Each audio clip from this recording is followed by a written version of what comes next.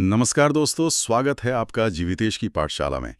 आज हम लोग समझने वाले हैं मध्यकालीन भारत यानी मिडिवल हिस्ट्री के एक बहुत इंटरेस्टिंग टॉपिक के बारे में। इस वीडियो में हम इस पीडीएफ में दिए गए कॉन्सेप्ट्स को स्टेप बाय स्टेप समझेंगे, जिससे आपको एग्जाम प्रिपरेशन में भी मदद मिलेगी और हिस्ट्री भी स्टोरी की तरह याद रहेगी। बिल्कुल। और हिस्ट्री को समझने का सबसे बेस्ट तरीका यही है कि हम लोग सिर्फ डेट्स और फैक्ट्स को ना रटें। हमको उस दौर के क्यों और कैसे पर फोकस करना चाहिए। सही बात है। तो अगर हम लोग मध्यकालीन भारत के इस पूरे 1000 साल के इतिहास को एक बर्ड्स आई व्यू से देखें तो ये अपने आप में एक बहुत बड़ा विरोधाभास है, मतलब एक पैराडॉक्स है। हाँ, ये विरोधाभास वाला कॉन्सेप्ट बहुत इंटरेस्टिंग है। दोस्तों, अगर आप लोग आज के इस सेशन में हमारे डिजिटल बोर्ड पर जो सबसे पहला विजुअल है, इमेज 1 को देखो, एक बड़ा सा तराजू बना हुआ है वहाँ। हाँ, एक बैलेंस स्केल है वो। राइट। तो इसके एक पल्ले पर हमें तलवारें और युद्ध के मैदान दिख रहे हैं और दूसरे पल्ले पर किताबें हैं, शानदार मंदिर हैं और नई भाषाओं का जन्म दिख रहा है। ऐसा लग रहा है जैसे एक तरफ जंगल में आग लगी है और दूसरी तरफ नए पौधे उग रहे हैं। ये आग और नए पौधे वाली एनालॉजी एकदम परफेक्ट है। देखो, तराजू का जो तलवार वाला पलड़ा है ना, वो नॉर्थ इंडिया को दिखा रहा है, जहां लगातार राजनीतिक अस्थिरता या पॉलिटिकल इंस्टेबिलिटी थी। पर मेरा एक सवाल है यहाँ पर, नॉर्थ इंडिया अचानक से इतना अनस्टेबल क्यों हो गया था? मतलब क्या अचानक से बाहर से आक्रमण शुरू हो गए थे वहाँ? नहीं, बाहर से आक्रमण अचानक नहीं हुए थे। उसके पीछे ना नॉर्थ इंडिया की अपनी आंतरिक कमजोरी थी, और उस कमजोरी की शुरुआत को समझने के लिए आप लोगों को 8वीं सदी के ट्राइपार्टाइट स्ट्रगल को देखना पड़ेगा। वो त्रिपक्षीय संघर्ष जिसके बारे में एग्जाम में बहुत पूछते हैं। एग्जैक्टली। एस्पिरेंट्स, आप लोग इसको ध्यान से सुनना। ये गुर्जारा प्रतिहारा, राष्ट्रकूटा और पाला राजवंशों के बीच लगातार 200 साल तक चलने वाला एक भयानक युद्ध था, और ये पूरी लड़ाई सिर्फ एक शहर के लिए चल रही थी, कन्नौज। वेट, सिर्फ कन्नौज के लिए? मतलब 200 साल तक कोई एक शहर के लिए क्यों लड़ेगा यार? इसमें ऐसा क्या खास था? क्योंकि कन्नौज उस वक्त पावर का सेंटर था, जैसे आज के टाइम में दिल्ली आना, बिल्कुल वैसे ही।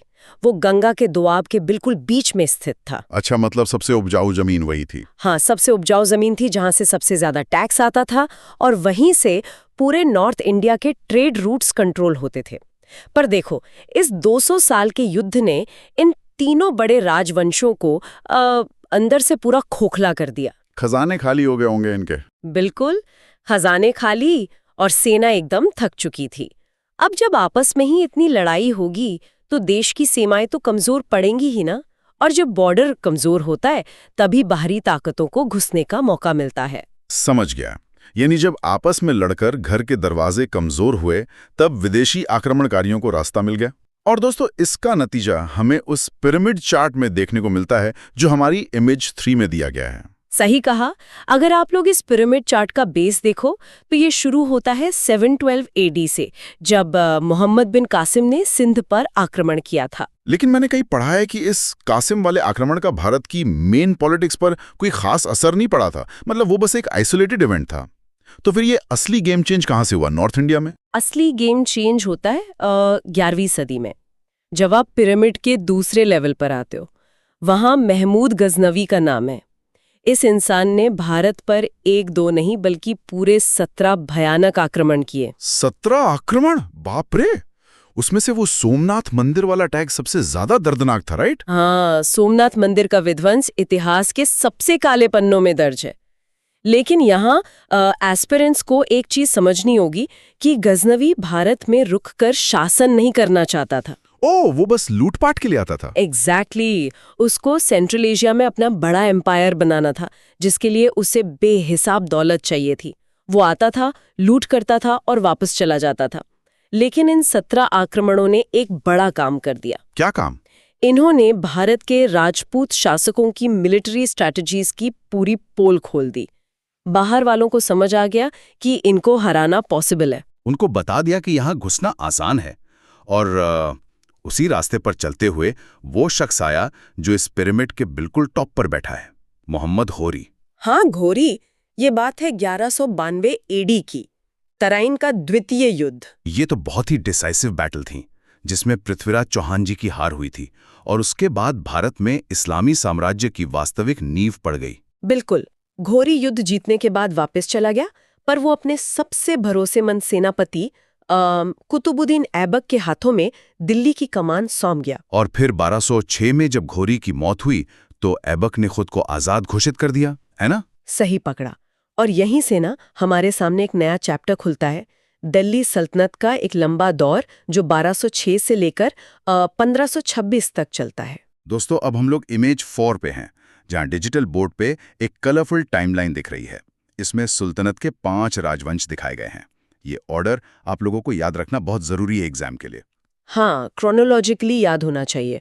शुरुआत होती है मामलुक या गुलाम वंश से, जिसमें ऐबक और इल्तुतमिश थे। और इसी में रजिया सुल्तान भी आई थी।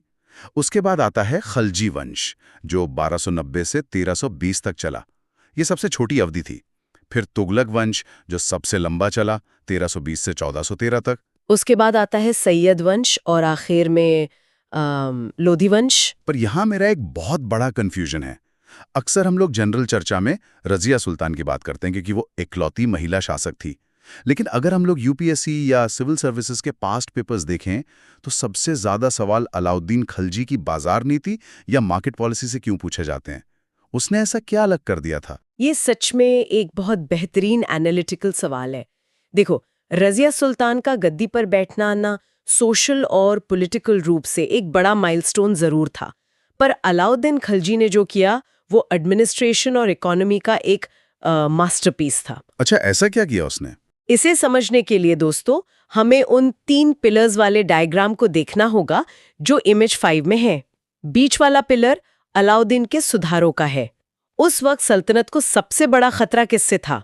मंगोल्स से, जो लगातार अटैक कर रहे थे। तो मंगोल्स को रोकने के लिए उसको एक विशाल सेना चाहिए होगी, ऑब्वियसली। एग्जैक्टली, एक मैसिव आर्मी चाहिए थी। पर इतनी बड़ी सेना को रेगुलर सैलरी देना किसी भी स्टेट के खजाने के लिए लगभग नामुमकिन था। तो फिर उसने इस मैथमेटिकल प्रॉब्लम को सॉल्व कैसे किया? खजाना तो लिमिटेड ही था ना। उसने मार्केट और प्राइसेस को ही फिक्स कर दिया। उसने लिटरली तय कर दिया कि गेहूं किस दाम पर बिकेगा, कपड़ा किस दाम पर बिकेगा और घोड़े किस दाम पर बिकेंगे। सब कुछ फिक्स्ड। वेट, उसने इन्फ्लेशन 0 कर दिया? हाँ, और इस सिस्टम को सख्ती से लागू करने के लिए उसने शाहनाए मंडी नाम के स्पेशल ऑफिसर्स बनाए। अगर कोई व्यापारी कम तौलता था तो अलाउद्दीन के कानून इतने सख्त थे कि उतना ही मांस उस व्यापारी के जिस्म से काट लिया जाता था। बाप रे, ये तो बहुत ही एक्सट्रीम लेवल का डर था। उस डर के वजह से बाजार में इन्फ्लेशन एकदम 0 हो गया, और जब हर चीज सस्ती हो गई तो सेना के जवान कम सैलरी में भी आराम से गुजारा करने लगे। कमाल का एग्जीक्यूशन था ये। यानी मॉडर्न डे लैंग्वेज में कहें तो उसने प्राइस कैपिंग लगा दी थी ताकि उसकी मिलिट्री फंडिंग डिस्टर्ब ना हो, और उसी सेना और अपने सेनापति मालिक कफूर के दम पर उसने दक्षिण भारत के वारंगल, मदुरई और होयसाला तक सफल अभियान चलाए। बिल्कुल, कफौर के साउथ कैंपेन्स बहुत इंपॉर्टेंट है। खलजी की पॉलिसी तो एकदम क्लियर हो गई, पर इसी इमेज के तीसरे स्तंभ को देखकर मुझे थोड़ी हैरानी होती है। मोहम्मद बिन तुगलक के प्रयोग, मतलब उसके एक्सपेरिमेंट्स। भाई, अगर हम मैप पर देखें तो उस वक्त एम्पायर इतना बड़ा हो गया था कि कैपिटल को दिल्ली से दौलताबाद ले जाना लॉजिकली तो सही लगता है, सेंटर से कंट्रोल करना आसान होता, तो लोग उसको पागल बादशाह क्यों कहते हैं? ये एक्सपेरिमेंट डिजास्टर साबित कैसे हुआ? क्योंकि जैसा कि आपको पता होगा, एडमिनिस्ट्रेशन में एक कहावत है कि पॉलिसीज पेपर पर नहीं जमीन पर टेस्ट होती हैं। सही बात है, ग्राउंड रियलिटी अलग होती है। मोहम्मद बिन तुगलक का विजन शायद अपने समय से बहुत आगे था, लेकिन उसका एग्जीक्यूशन उतना ही खराब था। दौलताबाद शिफ्ट करने में प्रॉब्लम ये नहीं थी कि उसने राजधानी बदली, प्रॉब्लम ये थी कि उसने सिर्फ सरकारी दफ्तर नहीं बदले थे। तो क्या किया उसने? उसने दिल्ली की पूरी जनता को, मतलब बच्चों और बुजुर्गों सबको, जबरदस्ती 1500 किलोमीटर चलने का आदेश दे दिया, वो भी नॉर्थ इंडिया की भयंकर गर्मी में। ओह नो, ये तो डिजास्टर होना ही था। हाँ, रास्ते में हजारों लोग भूख और बीमारी से मर गए, और सबसे बड़ी बात, जब वो दौलताबाद पहुंचा तो उसे रियलाइज हुआ कि जैसे दिल्ली से साउथ कंट्रोल नहीं हो रहा था, वैसे ही अब दौलताबाद से नॉर्थ इंडिया पर कंट्रोल छूट रहा है। और नॉर्थ से मंगोल्स का खतरा तो हमेशा था ही। एग्जैक्टली, खतरा बढ़ गया और आखिर में उसे पूरी जनता के साथ वापस दिल्ली आना पड़ा। यानी एक ग्राउंड रियलिटी को मिस करने की वजह से पूरा प्लान फेल हो गया। आप लोगों के लिए इसमें एक सीधा लेसन छुपा है कि पॉलिसीज पेपर पर कितनी भी अच्छी हों, उनका प्रैक्टिकल होना बहुत जरूरी है। पर इस तुगलक वाले डिजास्टर का लॉन्ग टर्म इफेक्ट क्या हुआ? इसका सबसे बड़ा इफेक्ट ये हुआ कि तुगलक वंश का खजाना और उनकी इज्जत दोनों खत्म हो गए। आंतरिक विद्रोह होने लगे थे। और अगर आप इमेज 6 के फ्लो चार्ट में देखो तो इस पॉलिटिकल अस्थिरता का सबसे भयानक फायदा उठाया तैमूर ने। तैमूर, जिसका अटैक 1398 में हुआ था, राइट? हाँ, सेंट्रल एशिया से आकर तैमूर ने ऐसी रूथलेसनेस दिखाई कि दिल्ली में लगभग 1 लाख लोगों का कत्लेआम कर दिया। सल्तनत की कमर पूरी तरह टूट गई। और फिर तैमूर ने सैयद वंश की शुरुआत करवाई। तैमूर अपना एक रिप्रेजेंटेटिव छोड़ गया था, खिज्र खां, जिसने सईद वंश की नींव रखी। और उसके बाद आए लोधी, जिसमें सिकंदर लोधी ने आगरा शहर बसाया था ताकि राजपूताना के ट्रेड रूट्स पर कंट्रोल रखा जा सके। पर इब्राहिम लोधी के टाइम आते आते तो सल्तनत पूरी तरह कोलैप्स हो गई थी। सही कहा। इब्राहिम लोधी के समय दरबार के अंदर ही इतनी लड़ाइयां शुरू हो गईं कि उसके अपने ही रिश्तेदारों ने बाबर को भारत आने का न्योता दे दिया। और फिर 1526 के पानीपत के पहले युद्ध में इब्राहिम लोधी की हार हो गई। और इसी के साथ एंट्री होती है मुगलों की, एक बिल्कुल नया चैप्टर जिसे हम इस डॉक्यूमेंट में द इंपीरियल डैशबोर्ड कह रहे हैं। ये जो सीढ़ियों वाला डायग्राम है इमेज 7 और 8 में, ये एकदम थ्रिलर मूवी जैसा है। बाबर 1526 में आता है, पानीपत जीतता है और रुकता नहीं है। बिल्कुल रुकता नहीं है। अगले ही साल 1527 में खानवा के युद्ध में वो मेवाड़ के शक्तिशाली राणा सांगा को हराता है। उसकी आर्टिलरी और कैनन्स के सामने ना राजपूत कैवलरी टिक नहीं पाई थी। फिर उसके बाद एक सीढ़ी नीचे आते हैं, हुमायूं का दौर। 1540 में कन्नौज के युद्ध में शेरशाह सूरियों से बुरी तरह हराता है ना। हाँ, ऐसी हार के हुमायूं को 15 साल तक निर्वासन में भटकना पड़ता है, पर वो हार नहीं मानता। 1555 में वो सफाविद एम्पायर यानी पर्शिया के राजा की फौजी मदद से वापस गद्दी पर बैठता है। और फिर इस डैशबोर्ड के सबसे ऊपर की सीढ़ी पर आता है अकबर। 1556 का पानीपत का द्वितीय युद्ध। अकबर जब गद्दी पर बैठा तो वो लिटरली एक बच्चा था। बैरम खान की मदद से उसने हिमू को हराया जरूर, लेकिन अकबर की असली महानता ना युद्ध में नहीं थी। जो हम इमेज 9 का कंपैरिजन मैट्रिक्स देख रहे हैं, वहां ध्यान दीजिए आप लोग। ये मैट्रिक्स बहुत इंपॉर्टेंट लग रहा है। अकबर को समझ आ गया था कि भारत जैसे विशाल देश में आप सिर्फ तलवार के जोर पर राज नहीं कर सकते, सबको साथ लेकर चलना होगा। इसीलिए उसने सुलह कुल की नीति अपनाई। एक मिनट यहां रोकना चाहूंगा मैं। ये सुलह कुल वाला शब्द ना एग्जाम पेपर्स में बार बार आता है दोस्तों। ये एक्चुअली था क्या ये अकबर का बनाया हुआ कोई नया धर्म था? नहीं, ये धर्म नहीं था। सुलह कुल का आसान भाषा में मतलब है यूनिवर्सल पीस या सभी के बीच शांति। अकबर ने ये फिलॉसफी दी कि स्टेट और रिलीजन अलग होने चाहिए। तो इसके स्टेप्स क्या थे, प्रैक्टिकल स्टेप्स? उसने जिजिया टैक्स जो गैर मुस्लिमों पे लगता था वो पूरी तरह खत्म कर दिया।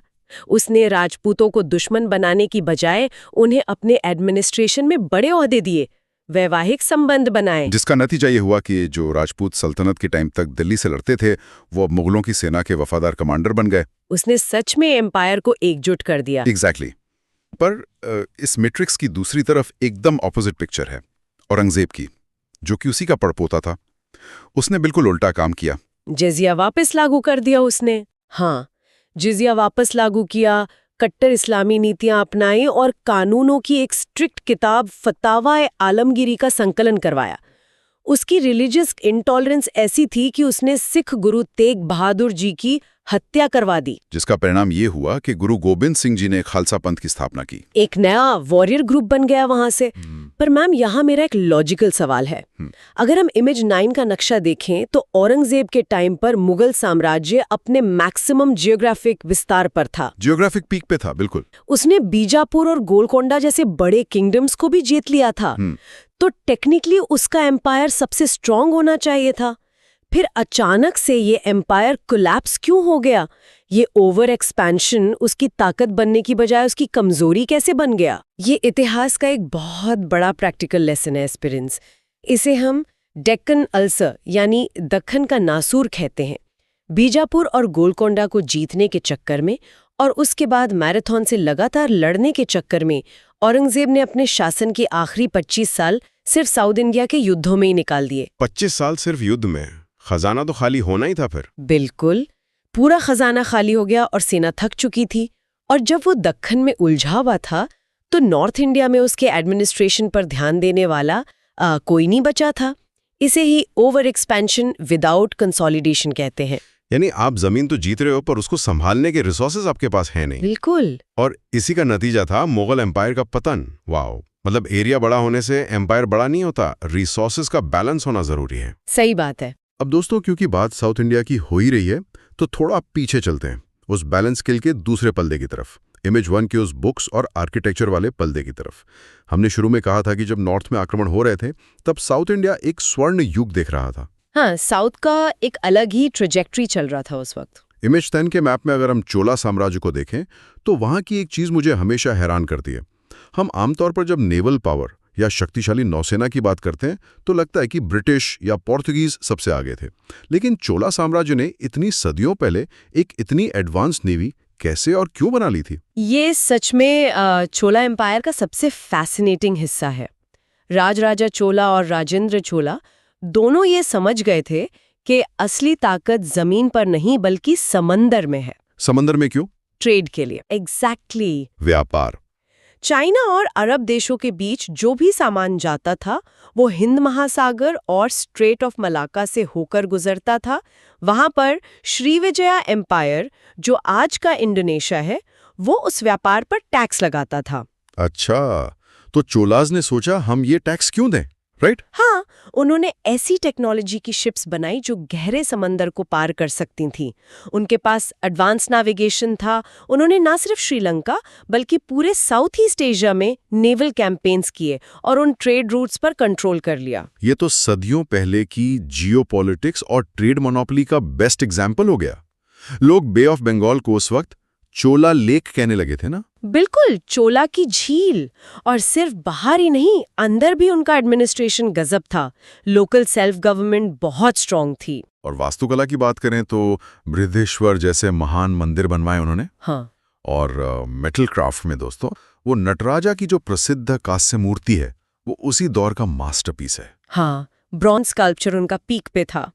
अब अगर हम साउथ इंडिया की टाइमलाइन में थोड़ा आगे बढ़े ना, 14वीं सदी की तरफ, जब दिल्ली में तुगलक बैठे थे, तब दक्कन में दो नए जायंट उभर कर सामने आए। ये इमेज 11 और 12 में है, बहमनी सल्तनत और विजयनगरा साम्राज्य।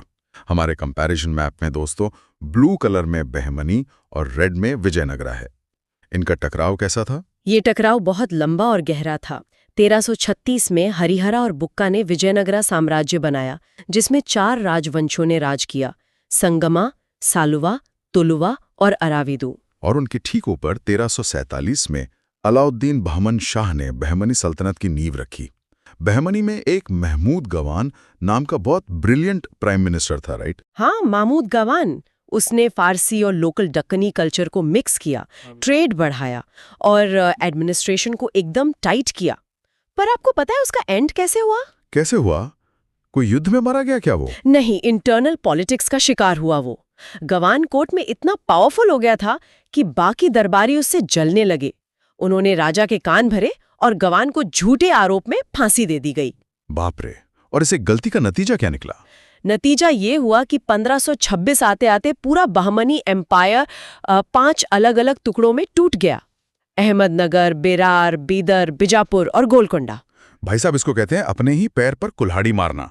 और इस टूट फूट का सीधा फायदा किसको मिला? विजयनगरा को मिला होगा। बिल्कुल, स्पेशली तुलुवर डायनेस्टी के महान शासक कृष्णदेव राया के टाइम पे विजयनगरा अपनी मिलिट्री और कल्चरल शक्ति के चरम पर पहुंच गया। पर आखिरकार इस राइवलरी का एंड कब हुआ इन दोनों पावर्स के बीच? इसका एंड हुआ 1565 के तालीकोटा के युद्ध में, जब इन 5 दक्खन सल्तनतों ने एकजुट होकर विजयनगर पर आक्रमण किया और उस महान साम्राज्य को नष्ट कर दिया। पर ध्यान देने वाली बात यह है कि इसी दक्खन के मैदान में आगे चलकर एक ऐसी ताकत उभरी जिसने मुगलों को घुटने टेकने पर मजबूर कर दिया। मराठास। दोस्तों, इमेज 13 पे ध्यान दो। अब ये हमारे पीडीएफ का सबसे पावरफुल डायग्राम है, मराठा ट्री डायग्राम। 17वीं सदी में छत्रपति शिवाजी महाराज, उन्होंने हिंदवी स्वराज्य का नारा दिया और एक स्ट्रॉन्ग पैरेलल अथॉरिटी खड़ी कर दी। पर मैम, उन्होंने ऐसी कौन सी स्ट्रैटेजी अपनाई जो औरंगजेब की इतनी विशाल सेनाओं को हरा सकी? टेरेन और टेक्निक का परफेक्ट कॉम्बिनेशन। देखो, शिवाजी महाराज जानते थे कि मुगलों से आमने सामने के युद्ध में जीतना बहुत मुश्किल है। इसीलिए उन्होंने सह्याद्री पहाड़ियों के भूगोल का फायदा उठाया। मतलब गेरिला वॉरफेयर का इस्तेमाल किया उन्होंने। एग्जैक्टली छापामार युद्ध। दुश्मन पर अचानक अटैक करो और उनके संभालने से पहले पहाड़ियों में गायब हो जाओ। उन्होंने अपना एक बेहतरीन इंटेलिजेंस नेटवर्क बनाया हुआ था। पर उनके बाद जैसे जैसे एम्पायर बड़ा हुआ, हमें सेंट्रलाइजेशन की जगह एक डिसेंट्रलाइज कन्फेडरेसी दिखती है मैप में। पेशवास के अंदर मराठा पावर अलग अलग घरानों में बढ़ गई, जैसे सिंधिया, होलकर, भोंसले और गायकवाड़। इस डिसेंट्रलाइजेशन का फायदा मिला क्या उनको? देखो, फायदा तो मिला क्योंकि एम्पायर तेजी से फैला। उन्होंने दिल्ली तक पूरा कंट्रोल कर लिया था एक पॉइंट पे। लेकिन सेंट्रलाइजेशन की कमी का सबसे बड़ा नुकसान तब हुआ जब 1761 में पानीपत का तीसरा युद्ध हुआ। अहमद शाह अब्दाली के खिलाफ जो युद्ध था। हाँ, उस युद्ध में मराठा फौज वहां अकेली पड़ गई।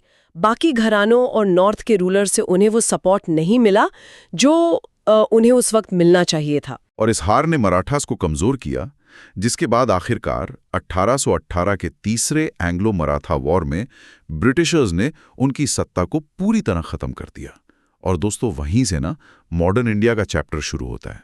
पर क्लास एंड करने से पहले उस इमेज 14 के वेन डायग्राम को देखना बहुत जरूरी है। हाँ, ये कंक्लूजन के लिए बहुत इंपॉर्टेंट है। मेरा सवाल यह है कि इतने सारे युद्ध, उथल पुथल और टकराव के बाद आखिर हमारे समाज को आउटपुट में मिला क्या? इस 1000 साल के पैराडॉक्स का कोई रिजल्ट था? बिल्कुल रिजल्ट था, और वो था इंडो इस्लामिक सिंथेसिस, यानी एक बहुत ही अनूठा सांस्कृतिक समन्वय। दो बिल्कुल अलग धर्मों और अलग सोचों का फ्यूजन हुआ था उस दौर में। अगर वास्तुकला की बात करें तो कुतुब मीनार या ताजमहल इसके सबसे बड़े एग्जाम्पल्स हैं ना? सही कहा। इस्लामी डोम एंड आर्च यानी गुंबद और मेहराब, और भारतीय पिलर एंड ब्रैकेट सिस्टम, ये दोनों मिलकर एक नया आर्किटेक्चर बन गए थे। और लैंग्वेज की बात करें तो लश्करों यानी मिलिट्री कैंप्स में जब फारसी बोलने वाले और लोकल हिंदवी बोलने वाले लोग साथ रहते थे, तो वहां से उर्दू जैसी एक नई भाषा का जन्म हुआ। और साहित्य के बारे में मैंने पढ़ा है कि मुगलों ने संस्कृत ग्रंथों को बहुत रिस्पेक्ट दी थी और उनका अनुवाद करवाया था। हाँ, सिर्फ मुगलों ने ही नहीं, सिकंदर लोधी के टाइम से ही मेडिसिन और म्यूजिक की किताबों का अनुवाद शुरू हो गया था। अकबर और दारा शिकोह के टाइम पर तो महाभारत, रामायण और उपनिषद्स का फारसी में अनुवाद हुआ था। वाह, ये तो बहुत ही बड़ा कल्चरल एक्सचेंज था। बिल्कुल।